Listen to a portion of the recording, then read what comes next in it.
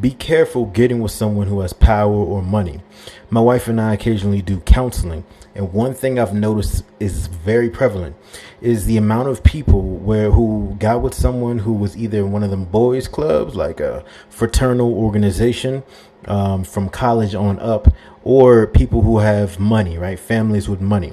Sometimes it could be a woman who had money or a man who has a lot of money. When things go wrong, the other person, that other spouse, life becomes hell for them, right?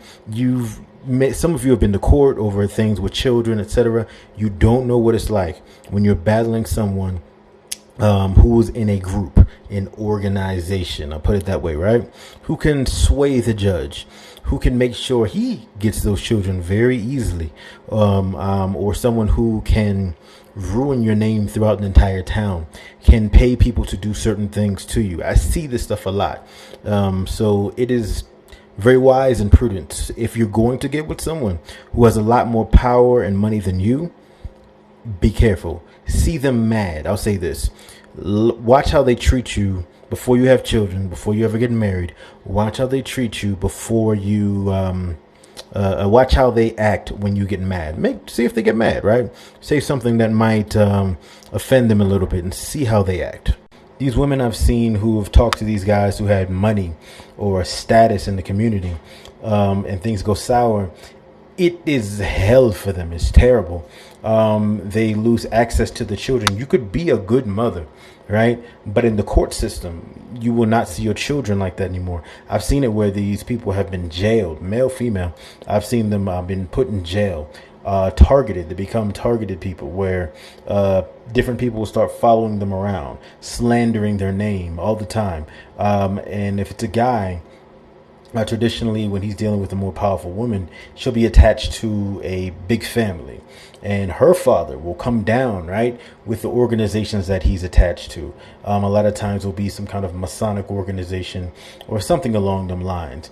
And it turns out bad. So if you think you've gone through a custody battle, you think you've gone through some kind of divorce hearing, you have seen nothing until you deal with these type of people. So I caution anyone who has stars in their eyes and starry eyes for someone who has a little bit of cash, or marrying into a family where it's like, well, I can have stature now, I can be someone, I've married into the blank blank blank family.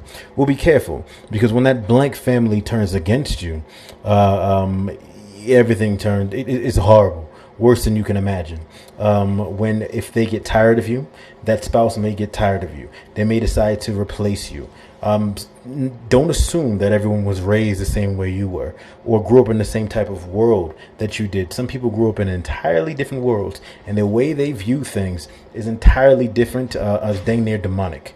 So just be careful, I'll say that. So before jumping into a relationship with anyone, make sure to consult the Lord on everything. Like, hey, is this a good thing? And then watch. If this person has money and power, they're more powerful than you, there can be benefits to these things. But at the same time, you are better off in a normal situation if you have to contend with this person. Because when they get tired of you, or they decide to replace you, you will become like dung in a grassy dog park. I mean it, because I've seen it so many times. It's a rough battle, but and you'll have to rely spiritually on the Lord, because in the natural, it is a very rough battle to fight.